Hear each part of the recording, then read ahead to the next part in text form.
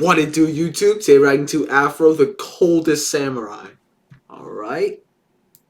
That was kind of cringe. Alright. Nah, but Afro is so cold. I swear. The footage is in this video. We're going to cause your education or fair use. Alright. If we get a copyright, I'm looking at you, CJ. I'm just joking with you. Alrighty, ladies and gentlemen, it is time to return once again to the round table. Let's of Black go. Activity, a series that we observe and analyze 2D niggas going to beat the shit out of other 2D niggas for our joy and entertainment. And ladies and gentlemen, without wasting time, I'm gonna just go ahead and tell you. Today we is going over one of the coldest niggas to ever grace a manga panel in animation itself. And not to mention the nigga's riz is unspoken. But ladies and gentlemen, the coldest samurai to ever do it, this nigga Afro. Nah, this dude's Riz game was so cold. This dude, right? An assassin came to kill him, right? He rizzed her up, her, and then she saved him from getting killed, bro. Nah, you gotta be the Rizzler, right? If you just get your assassin right to save you, bro. Crazy. Hey, come on, y'all. This man was so cold. They had to get Samuel L. Jackson to voice this. I mean, what more evidence do you need? I mean, I'm still gonna do the trial, but y'all already know we got the evidence on deck. So strap in, get some popcorn, and without further ado, Exhibit A. Yeah, alrighty, ladies and gentlemen. Now, to understand how this man became the coldest to ever walk the earth, we gotta go back to the past. Now, as we can see, Afro is a little ugly. Shit, I ain't even gonna lie to you. You cannot tell me that bro is not built like the black NPCs from Sonic Unleashed. Oh no. Nigga's a Funko Pop. And then look at this man, dad. This man looking cold as a mug. So Afro's dad has the #1 headband. And you see, the #1 headband in this world basically means you is the coldest man to walk the earth. You is him. But there comes some baggage with it, because everybody's your op. Everybody wants the goddamn headband, but you have to have the #2 headband to challenge the #1. So Afro's dad is about to face off against the #2 headband. Now you see, the holder of the #2 headband is this man named Justice. But to be honest with ourselves, this is literally Freddy Krueger. Bro decided to make a guest appearance. So this man Freddy wasted no time. Bro pulled the blickies and started blasting. But that man Afro's dad was the coldest man on the earth for a reason. He started blitzing bro. Had this man on his heels tiptoeing back to Elm Street. So as he has bro right where he wants him, he goes in for the kill shot. But unfortunately, Freddy had tricks up his sleeves. He decapitates this nigga right in front of his son. No, the thing was, how did he even decapitate him? He didn't have even like a blade. Did he use the gun? Dang. That must have had like a lot of force. Fatality. And then this man picks up his dad, and throws it to Afro. Head takes off the #1 headband and throws it at this little. He said, "Here's your nappy head, daddy head, boy." So then he runs up to Afro, this traumatized kid that just saw his dad's head get cut off, and he says, "Ooh, it's unfortunate you had to see that little. But it's all good though, cause guess what? Fair to what? New op pack in the air, this gas and what? Still be alive right now if you niggas. It's a pack watch on Elm Street." Bruh. So after Afro just witnessed Freddy Krueger put his dad in a pack and smoke it right in front of his face, his quest for revenge began. Now I ain't gonna lie, the man went through some tough times. Bro got jumped by some bandits while they was playing with his dad's skull. Bro said, I do not remember that. That's messed up, bro. Come on, bro. That's just a kid. and sends him flying and leaves him for dead. But he ends up getting found by Gino and Bro. Otsuru, and he ends up getting raised in a sword fighting orphanage and trained in sword fighting under his master, who is going to be very important later on. So one day Afro's out with Gino and Otsuru selling some fruit, and he ends up overhearing these dudes talking about, hey, so is number 2 really back in town? Yeah, man, apparently he's back from smoking all the ops. So this man Afro overheard this, and he decided, I'm gonna go jump this. So later on, he runs up on bro, beating some cheeks in the room. Hey, yo, what the? And runs up on him like, what, number 2? And bro's like, hey, bro, chill. You see me busy up in here, don't you? Yeah, f all that. Her booty stank anyways. What's number 2, nigga? So bro tried to pull out the strap, but Afro slits his throat, makes his shorty pass out, and just straight up murders bro. Bro blocked the dude and killed him. But the dude wasn't dead yet, and basically gave him the Thanos speech, you should have gone for the head, and murks himself. So later on, bro's crew ends up pulling up on Afro and all the kids because they trying to slide back for they. So they pull up on Afro and straight up surround him. They are really about to jump a little kid. They said, we sliding for background character 384. Afro said, all right, then bet. So he started drinking his lemonade, threw the lemonade at bro, and used it as a distraction to take his sword and decapitate bro, spat his hot breath in this dude's eyes, cut off dude's arm, makes this guy kill his own teammate, slices this grown-ass man in half, but then Gollum comes behind him and grabs him and starts saying, my precious. But Afro headbutts him, bro misfires and gets a betrayal. But then this ugly bum right here ends up whacking him, this Pirates of the Caribbean reject looking muff. Their bro starts stepping on him and saying, yeah, we sliding for our nigga, cuh. But one of the kids ends up throwing a spear at him and cutting off his ear. This is Mike Tyson. Then Afro jumps up and shoves this blade in bro's neck. But then Afro started saying, where's number 2? I'ma kill that nigga. But then bro told him the number 2 is dead and somebody done already killed him. So this is where we're going to end our first flashback sequence, because this is just the first one. Everything will make sense later. So now we go to the present. Now, I mean, I already know who the number 2 headband originally was, and I already know a couple of things about it, but I think it was after episode half of like 4. I think I stopped because I forgot about the series. As we can see, Afro is the holder of the number 2 headband, and he is about to get jumped. So this bandit woke up and he like, well, looks like this is the end of the road for you, Afro Samurai. Now, me and my... And I think like the ghost of someone, I think it looked like his father, but no, he had like shades on and everything. He was such a cool character. My boy is about to yank that headband off of that nappy-ass head of yours. You nappy-headed motherfucker. But this man Afro was not phased. Bro spat out the Zaza and hit that pose. So they all start running at this man like some hungry-ass hyenas. So bro shoots this musket, but Afro cuts the bullet in and half, it went everywhere. And killing everybody behind him. And look at all these ugly bastards just running to their death. This was a damn massacre. Not even a fight. I don't even think bro broke a sweat. Dodge. It went through his hair. And this was just disgusting.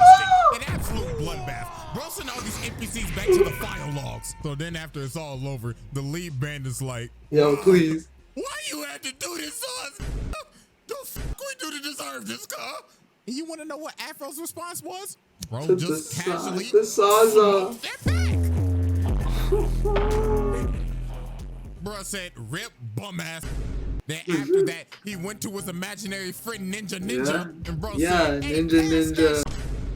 And look at his monstrous inhale. Bro said, God damn. So that after pack the hitting. massacre, word starts spreading out that Afro's back in town. Everybody in this bar is shook. They like, boy, ain't no way in hell that real. And I know everybody in this bar gotta be high as It is smoky as shit. Probably smells like straight Black and Miles gas in a 2-pack of. So this man Afro walk in here and all these sketchy motherfuckers are shook. So he walk up to the ass bartender. I ain't gonna lie. So she like, hey, how you doing, baby? What you feeling today? Henny, Patron, Crown, Bacardi? I could make a mean ass mojito. So you think Afro would get a mean ass drink? No. Like just But he just orders lemonade. straight Hennessy straight out the bottle. You know what bro said? Lemonade, ice, cold. What? Embarrassing. Well, everybody like, hey, what the Oh, soft ass nigga. Look at this big black nigga looking like Balrog. Bro slams the glass of lemonade. He's like, yo, you must drink a man's drink, huh? But Afro lifted up his hand and Shawty was like, another one? On his tab? So then Big Boy tried to swing at him, but Afro backhands, bro, and sent him in the spin cycle. That was this unspoken Riz. She was like, God damn. So Afro pulls out this crazy looking straw, and she's like, damn, you cold as hell. And bro took a mean sip and said, God damn. And after that, it was wrapped. The bartender was ready to give up the poom poom. So after Afro left the bar, some dude from the bar followed him, and he ends up pulling out this RPG and just started shooting. Bro came ready to hit. Oh, it was the wrong one. I mean, there was another one with RPG. But yeah, this guy. So while Afro's blocking all the arrows, bro got desperate, so he pulled out the new Oh, one. yeah. Bro said, I'm getting that headband at any means cost. But Afro came down and just made light work of him. Bro stabbed him in the head. Bro said, night, night, motherfucker. But after he watched this idiot, is where stuff got There's crazy. another one. This big comes from the the top RPG. of the cliff, pulls out a RPG, and bro shot that thing, and Afro got blown off a cliff. That brother is slumped. So after Afro gets blown off a cliff, he ends up getting found and taken care of by this, oh my God, just yacht of a, I guess when you just need to get all the bad bitch, don't you? But Shawty was so bad, she even had this man Afro mesmerized. He ended up seeing her butt booty naked. She looked at him like, hey. And bro just looked at her and said, yacht. But little did Afro know, Shawty was two-timing him the whole time. She was working with the goddamn Peanut Head Collective. Oh, yeah. Oh, okay, yeah, this was the assassin, yeah. The ones that shot Afro off the cliff. So she asked him to stay. She like, hey, so can you watch these fireworks with me? So they went outside, started watching these fireworks, and she just got freaky as shit. She started rubbing up on this man's arms, started kissing him. So obviously, that man Afro was like, oh, I'm busting the shit. On the cheeks. Yeah. You know what Well, we already knew. We already happened next? Turn on the R&B music. It's something about the girl. These are my hands, YouTube. These Yeah. are my hands. They're just his hands. It's just his hands. You can Just his see hands. I'm just Yeah. clapping. Yeah, he's just clapping. Like a young Uh-huh. for getting some. Yeah. So after Afro dropped off the BBC Glizzy Destruction, Shawty Whoa. said, oh, this, I can't do this no more. She ends up betraying the League of Peanut Heads. Yes. That's what I was saying. Because she was like, nah, I can't do this. The BBC too good. But actually, the reason was, this is actually his childhood friend Otsudu the whole time. The one that straight up found him when he was left for dead. And she said she wanted to watch the fireworks with him before she died. So while they having this sentimental conversation, they end up getting ran up on by the ops. So Afro's telling this shawty, you need to get the stepping button. Oh. And the peanut Oh, head on top yeah. like, stupid. Letting the BBC hypnotize you. And then they just straight up burnt the house down, bro. And this man, Afro, was hurt. This done made the man even more revenge driven. Bro was like, first my dad, now my shawty? Nah, gonna do. And then this man ninja. And then he took his head, and then she took it her comb. Come out and he started talking, saying, hey, my brother, I mean, at least you got the hit. Now keep this pick that she gave you and pick out that ass head, boy. So Afro goes up and runs up on the Empty Seven clan, or basically what I've been calling them the whole time, the League of Peanut Heads or the Peanut Head Collective. Yeah. I mean, they basically the League of Shadows with peanut heads. But anyways, they ended up making a robot clone of this man. Look at his blood, his face, and his doppelganger. Bro doing the same thing that he doing. So Afro started getting into it with the Afro bot, but I ain't gonna lie, Afro was getting whooped. And then the peanut heads on top like, yes, my brothers, witness that nappy-headed his ass whooped. But that man Afro had to lock in, so that man had to unlock the earliest form of Ultra Instinct. But we ain't know what the hell to call this back in 2007, so he unlocked the power of Bob and Weave. And look at this elegant. He just slices bro right down the middle. Made light work of that phony AI. So later on, while he's basically raiding their palace, he ends up running up on this one peanut head, and bro is just sitting there with some damn headphones on his head. I don't know what bro listening to, but it sounded like he listened to some Cardi leaks. Bro saying, She suck on my the plug.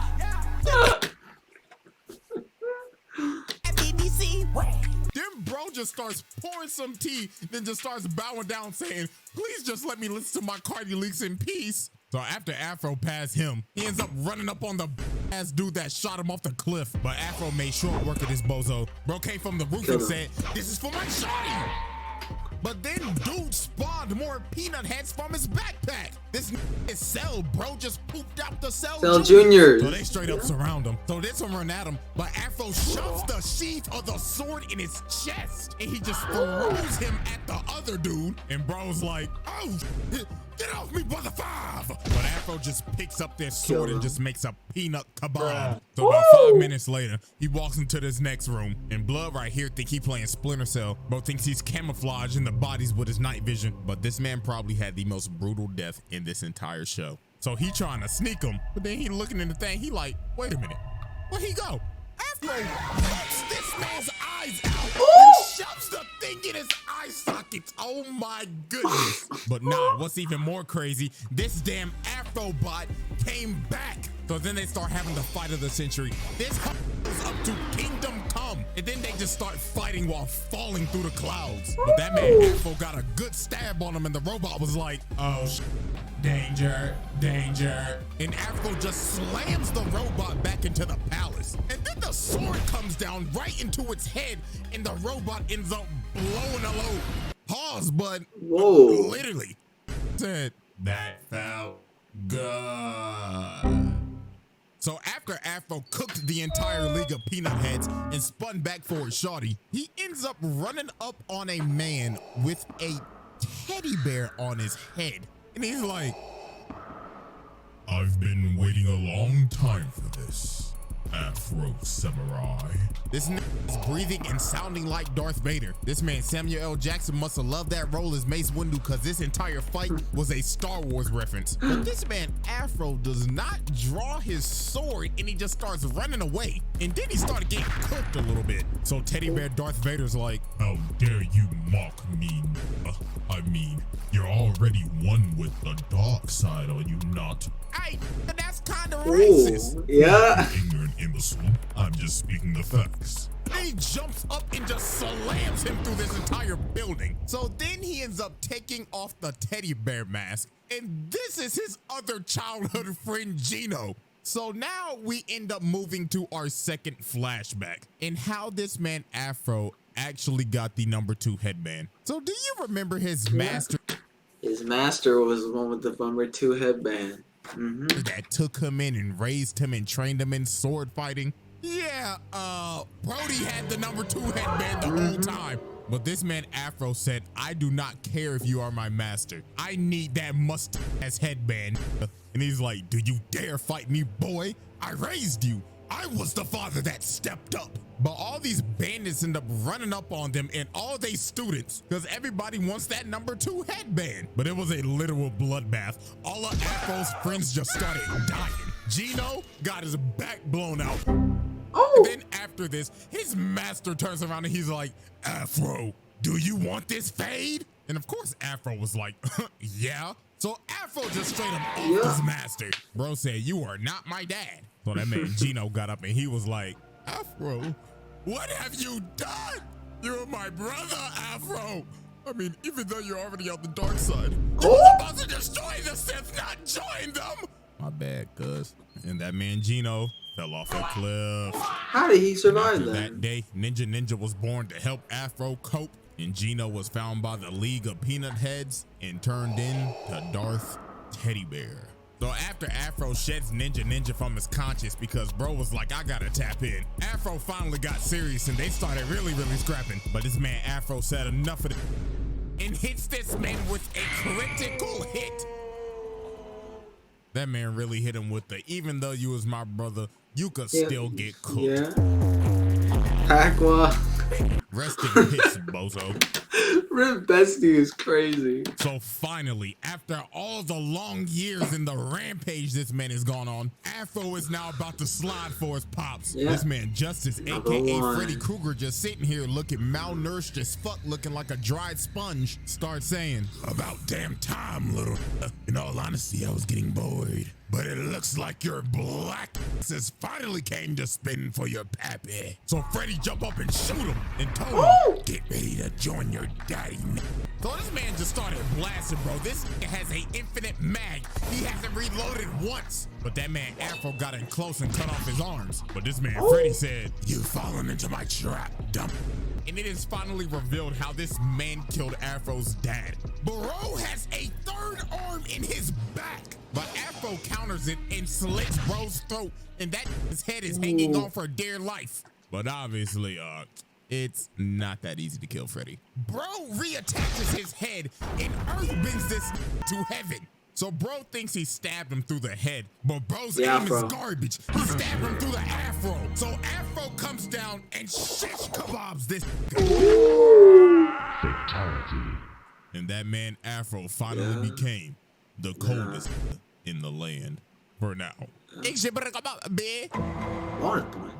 Alrighty, ladies and gentlemen. Now, as you could tell, that was a long Exhibit A. Because to be honest with you, that's the only bro needed. But Exhibit B stands for bonus. I mean, come on, who doesn't want a little bonus exhibit from yours truly? So after you know the whole main story happens, there's a movie after this where some bad and tries to whole life, and she is also another one of Afro's childhood friends. Why is all of his childhood friends trying to kill him? So she ends up taking the #1 headband from him and ends up resurrecting this man's dad.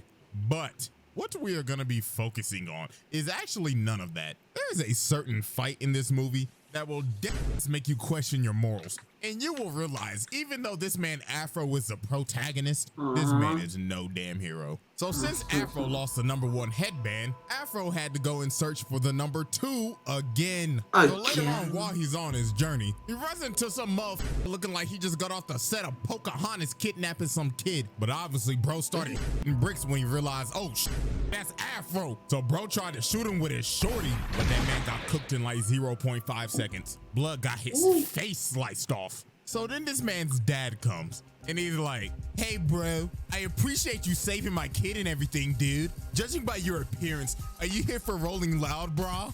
What? You got to be. Come on, bro. Let's go get some drinks before the concert. And this man was not lying. While Afro was getting drinks with this man, these motherfuckers is dead ass having a music festival. Look at the dude right here, bro. Like, yo, y'all know what the going on? It's your boy DJ Noodle Barnacle in this motherfucker. Make some motherfucker. I want to know yo, get the fuck jumping. Let's get it.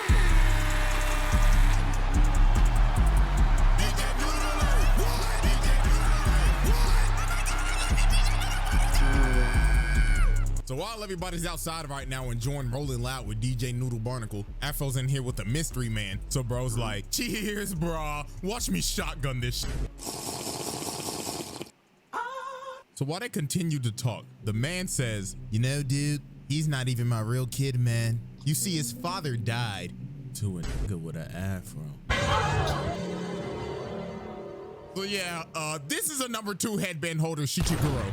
But see, here's the thing. Bro actually has good intentions because he wants to hide the #2 headband to stop the bloodshed. But this man Afro did not care at all. Bro will stop at nothing to get that musty headband. So they go outside and they're about to duel. So Shichiguro's like, you know, bro, I really thought we could have been good friends, bro. But your vengeance blinds you, bro. Not cool. So they start to scrap, and it looks like these dudes are just dead even. So Afro tries to land a strike, but bro stops it with chains on his forearm, and he just got this big chain hanging. Bro got all this ice. This Karapika. All bro missing is a shovel.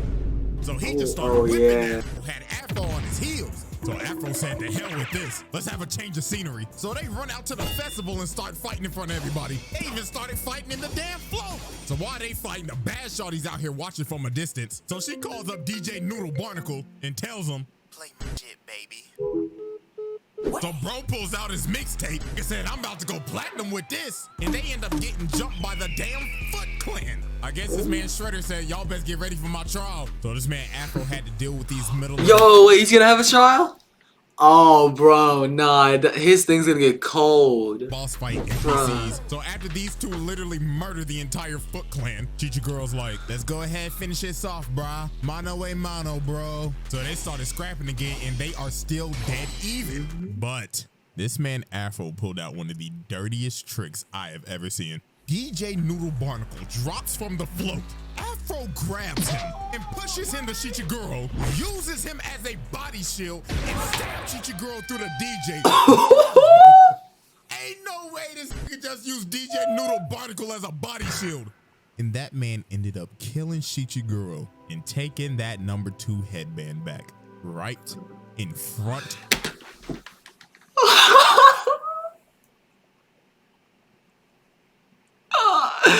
Nah, it's just like the beginning of this show. Of his son. This man Afro has basically killed both of this little kid's father figures. And before he left, he had to say a prayer for that pack. God is good. God is great. Let us thank him for this pack. Amen. And leaves this little ugly ass boy with this terrible ass haircut to grieve over his dead father. And after the fight, you want to know what Afro did? Oh my god. But no, it actually gets crazier from here. So after this man basically killed his Frankenstein-ass father and got the number 1 headband back, the little boy ended up following him. And Afro mean mugs little bro and hands him the number 2 headband and tells him, come get it back in blood. No way. No. There's no way. There's no way. He did this kid the exact same way Justice did him all those years ago. And the cycle of revenge continues. No, no, no, bro. This nigga's a demon. Well, that's a dark way to end off a video. Well, at least it can't possibly get worse than this. A little longer than a few minutes later. Hold down in the manga at the end. Kotaro face off with Afro, but he... Oh, no, wait, what did I say? But he is killed by him, dude. At the end, Kotaro face off with Afro, but he... Oh, I'm a fucking puke. I'm fucking sick!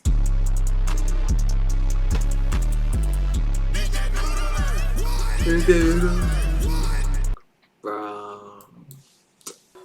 That is messed up. Afro and Menace. If y'all did like that, bro, I'll see y'all next week. I'll see y'all, no, not next week, but I'll see y'all next video.